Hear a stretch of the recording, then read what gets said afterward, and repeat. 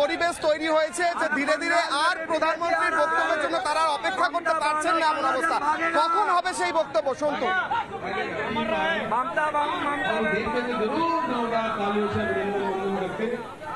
দেখো, আর কিছুক্ষণের মধ্যেই প্রধানমন্ত্রী নরেন্দ্র মোদী তিনি এখানে এসে পৌঁছবেন। তার আগে কেন্দ্রীয় মন্ত্রীরা গিরিরাজ সিং থেকে শুরু করে প্রত্যেকে এসে উপস্থিত হয়েছেন, জেপি নাড্ডা উপস্থিত রয়েছেন এবং অমিত শাহ উপস্থিত রয়েছেন এবং সেই ঘোষণায় করা হচ্ছে। এই মুহূর্তে ছবি দেখানোর চেষ্টা করব।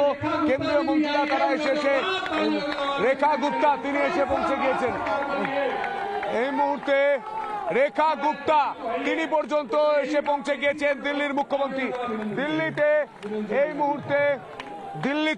মুহূর্তে কেন্দ্রীয় মন্ত্রীরা এসে পৌঁছে গিয়েছেন। সেই ছবি আমরা সরাসরি দেখতে পাচ্ছি লাইভে।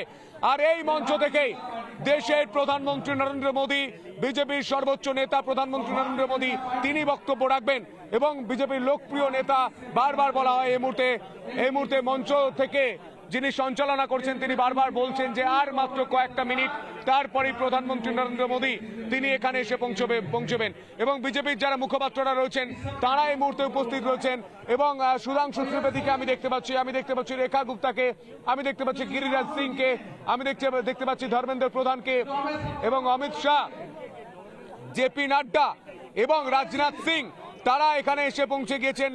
তারা যে মিটিং রুম রয়েছে সেই মিটিং রুমে তারা বসে রয়েছেন। আর এই মুহূর্তে কাউন্টডাউন শুরু হয়ে গিয়েছে।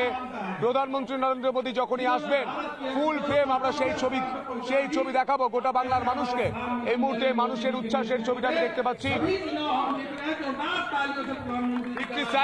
ভিক্টরি সাইন দেখাচ্ছেন এই মুহূর্তে, সেই ছবি দেখতে পাচ্ছি। এই মুহূর্তে গোটা বাংলার মানুষ, এই মুহূর্তে বড় খবর, জয়ী বিহারের উপমুখ্যমন্ত্রী সম্রাট।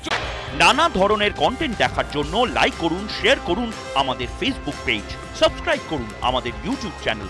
পাশাপাশি অন্যান্য ব্রেকিং নিউজের জন্য অবশ্যই চোখ রাখুন রিপাবলিক বাংলায়।